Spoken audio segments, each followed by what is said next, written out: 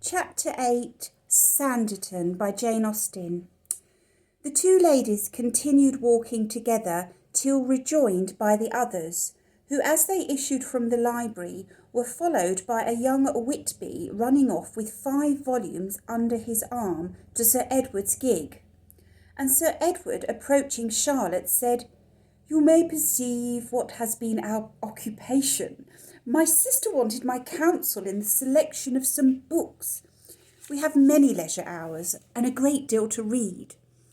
I am no indiscriminate novel reader. The mere trash of the common circulating library I hold in a highest contempt.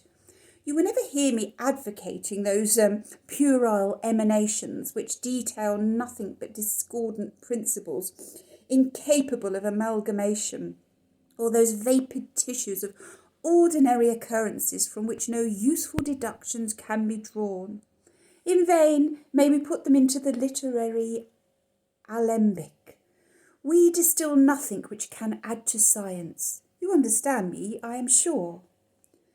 "I am not quite certain that I do, but if you will describe the sort of novels which you do approve, I dare say it will give me a clearer idea." "Most willingly, fair questioner. The novels which I approve are such as display human nature with grandeur, such as show her in the sublimities of intense feeling, such as exhibit the progress of strong passion from the first germ of incipient susceptibility to the utmost energies of reason half dethroned, where we shall see the strong spark of woman's captivations elicit such fire in the soul of man as leads him, though at the risk of some aberration from the strict line of primitive obligations, to hazard all, dare all, achieve all to obtain her. Such are the works which I peruse with delight, and I hope I may say with amelioration. They hold forth the most splendid portraitures of high conceptions, unbounded views, illimitable ardour, indomitable decision, and even when the event is plainly anti-prosperous to the high-toned machinations of the prime character, the potent, pervading history of the story it leaves as full of generous emotions for him. Our hearts are paralysed. 'Twere pseudo-philosophy to assert that we do not feel more enwrapped by the brilliancy of his career than by the tranquil and morbid virtues of any opposing character. Our approbation of the latter is but eleemosynary. These are the novels which enlarge the primitive capabilities of the heart, which it cannot impugn the sense or be any dereliction of the character of the most anti-puerile man to be conversant with." "If I understand you all right," said Charlotte, our taste in novels is not at all the same."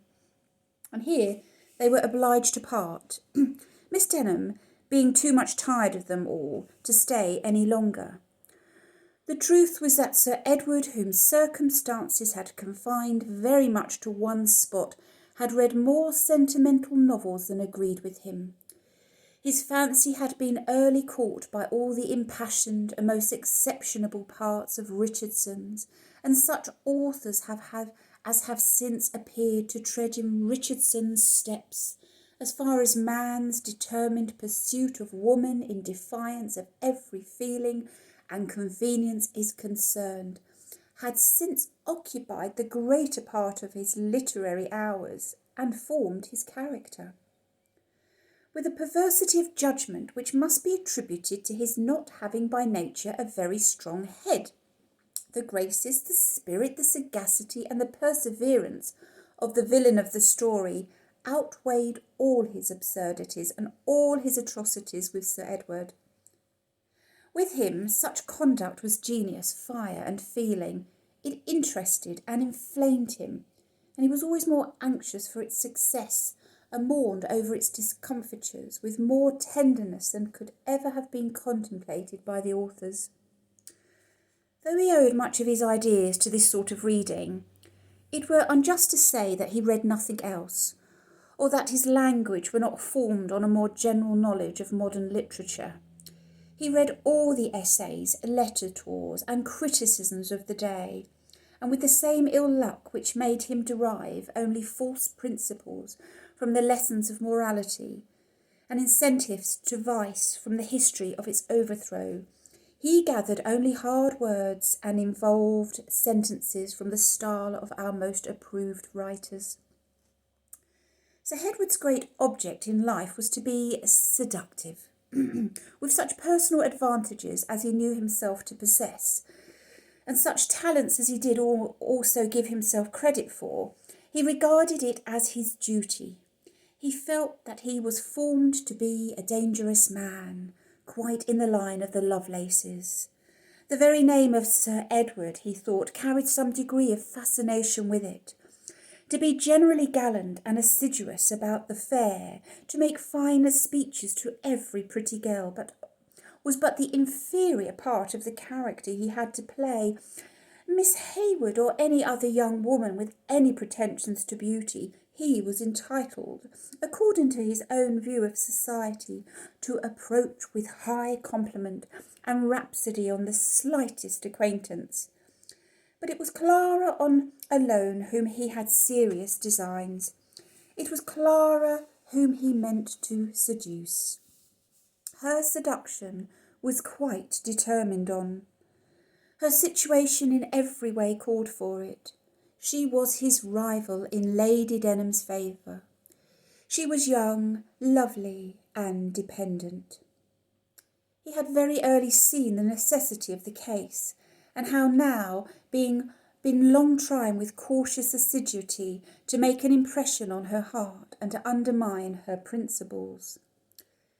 Clara saw through him, and had not the least intention of being seduced, but she bore with him patiently enough to confirm the sort of attachment which her personal charms had raised.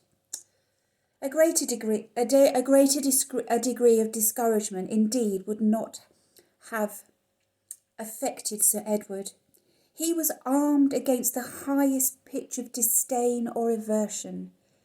If she could not be won by affection, he must carry her off. He knew his business.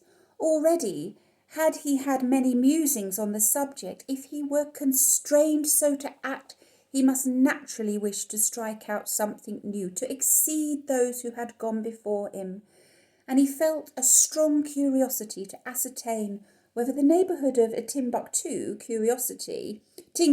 might not afford some solitary house adapted for Clara's reception. But the expense, alas, of measures in that masterly style was ill suited to his purse, and prudence obliged him to prefer the quietest sort of ruin and disgrace for the object of his affections to the more renowned.